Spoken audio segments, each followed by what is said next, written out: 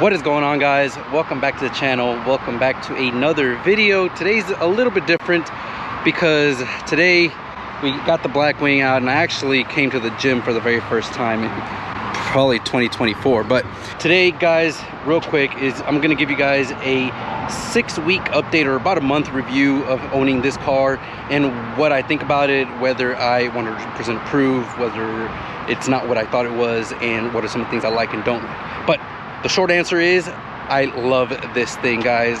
It is by far one of the best cars that I've ever owned, and would tell anybody that's in the market or looking for a 4-door family sedan and still wants to have a very fast V8, then go ahead and get the Cadillac CT5-V Blackwing, guys. Honestly, best car that you will ever find with a V8 supercharged engine, and of course with a manual transmission. So obviously I would recommend getting the manual, but if you want to, you can also get the 10-speed automatic, which is phenomenal as well. So it's basically a 4-door ZL1. But anyways, guys, let's go on, try to find a car wash where we can go and kind of spray off a little bit of the dirt on top of pollen on top of this car, and I'll give you guys my top 3 or 4 things that I love about the car, and maybe sprinkle in 1 or 2 things that I don't like, which honestly is very, very little. That is loud.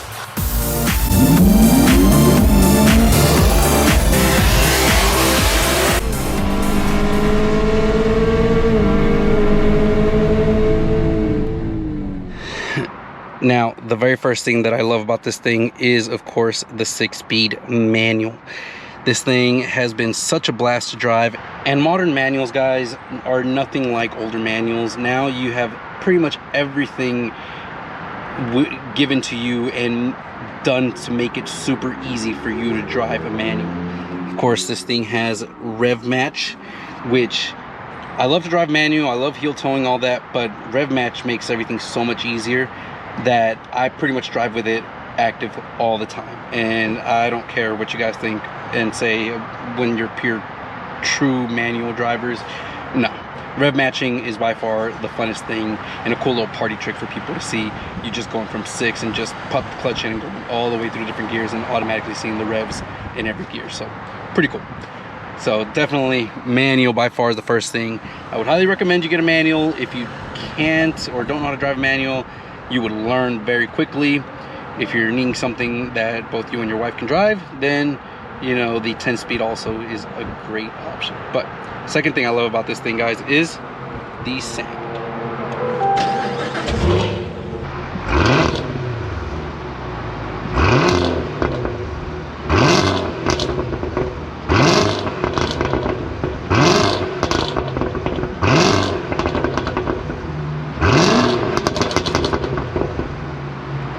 What do you guys think of that? Honestly, the exhaust on this thing is hands down one of the coolest things of this car, guys.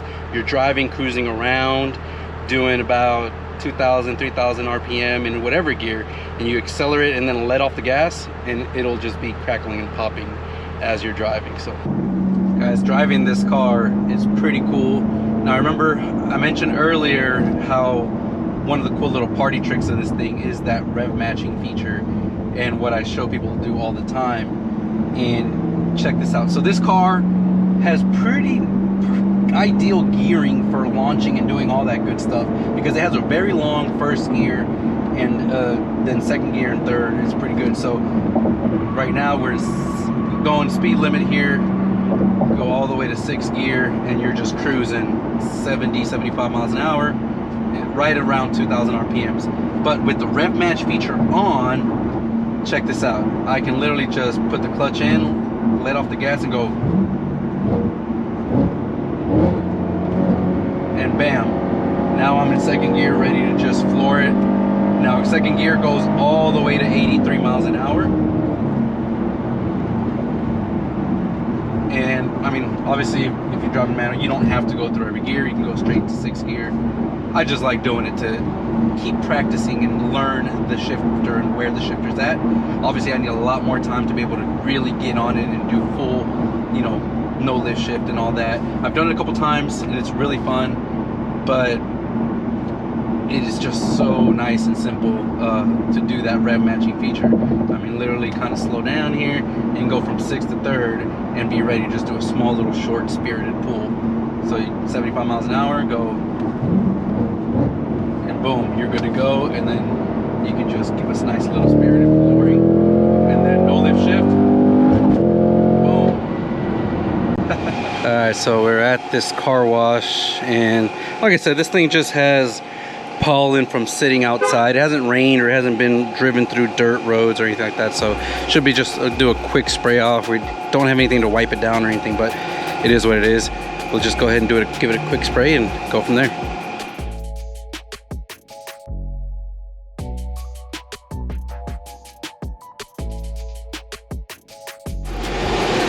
All right, so went through, did some high pressure water, soap, and then a spot-free rinse. So let's go ahead and drive this thing. And I do have one little towel which I can probably use after it kind of drips off a little bit, but for now, let's go ahead and drive it, go to our usual spot so that I can talk to you guys about the other things I love about this car and a couple things I don't. All right, so there you go.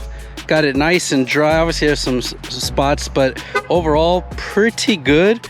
So now I'll just use this to kind of just wipe it down, and this thing will be good as new.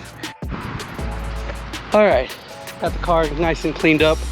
Now, obviously, I've already told you guys about the transmission and how amazing that is with the rev matching. The one con about that is the rev matching only works above like 20 miles an hour. So as you're slowing down and you're coming down to a stop, you use the rev match, you go from 3rd to 2nd and so forth. But once you're in 2nd, you're slowing down to a complete stop. If you try to shift it down to 1st, you're used to the rev matching happening in the higher gears, and you're, let's say, 17 miles, 15 miles an hour trying to go into 1st, and it won't do the auto blip. And so sometimes I have caught myself getting like kind of jerked forward a little bit as it goes into 1st gear, thinking that it rev matched for me. That is the one thing about the rev match that I don't really like. I wish they would actually let it rev match down to like about 10 miles an hour. That would be ideal. I guess I just have to get into 1st gear above 20 miles an hour when slowing down. Nothing too bad, just got to change that little behavior on my end. The, I guess, 3rd or 4th thing, I'm not even sure because I love everything about this car, but the 3rd or 4th thing that I love about this thing, guys, is that it is a 4-door sedan, and the back seats are actually very comfortable. If you look here in the back, you have actually plenty of space. Now, I am 5'9", and I mean, I do have the sunroof, so that does reduce the amount of headroom that you have. You can see here kind of how much it does, but up in the back, I mean, I have plenty of space here. I'm definitely someone that is, as you guys can see here, plenty of space. Now, someone that is maybe 6'1", 6'2", might be a little cramped in the back, but in terms of knee room and leg room, there is plenty of space back here. I mean, that is my driving position there, and you can see that I'm pretty much a little bit even more space on the driver's side than I have in the passenger side, and I have plenty of space here. So definitely one of the things that I love about this thing is the back seats, because now you can fit the whole family. Now, while we're back here, one thing I don't like, which is kind of a double-edged sword, guys, is these carbon fiber back hard shell buckets. Now, I love the carbon fiber, and I love the V weave and then that V logo. I love the look of it, but in practicality, when you're driving around, this hard shell, as you guys can hear there, it creaks quite a bit. And so there are times when I am just driving and I'm hearing creaking, I have to come in here and just kind of grab and pull and tug on this little handle here to get it to stop squeaking. So it does squeak, as you guys can see. I mean, it is not the greatest I guess fitment or quality to keep it nice and locked in so it's not creaking. So yeah, love the carbon fiber backs. It makes it look so much more sportier, but keep in mind that they do kind of creak slightly when driving around. Now, sticking here on the outside, guys, I actually love the look of the front end and the sportiness of the car. Now, a lot of people complain that this doesn't look as sporty as the V3s or the V2s, that they made it look too normal, too sleeper. But that's one thing I like about it. It looks very sleeper style. But at the same time, when you start to pay attention to the little details, you realize how aggressive and how much aero is in this car, especially here up front. So you see here, we've obviously got the base spoiler here, which hopefully will eventually replace, but you see every single vent around this car, every single opening has a function and directs airflow into the many radiators on this car. And one thing to note here is on these kind of bigger protruded areas, it's hard to, you can really miss it, but check this out. There's literally another air channel here and gap on either end, on the sides of these things, directing air again into those radiators. So the little details that unless you're able to have it up front and close, you would never really tell.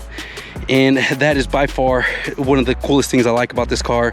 It has vents in the back and the back of the front fender wells, and it is definitely noticeably wider with that front fender. Really like the way it looks. And of course, I mean, 305 wide tires and 285s in the front. This is almost identical sizing with that the C8 Corvette comes in a four-door family sedan. So definitely cool thing I like about this. Now, if you have a 2022, make sure you buy the Blackwing little logo here so you can put it in the back so people can know that it is a Blackwing.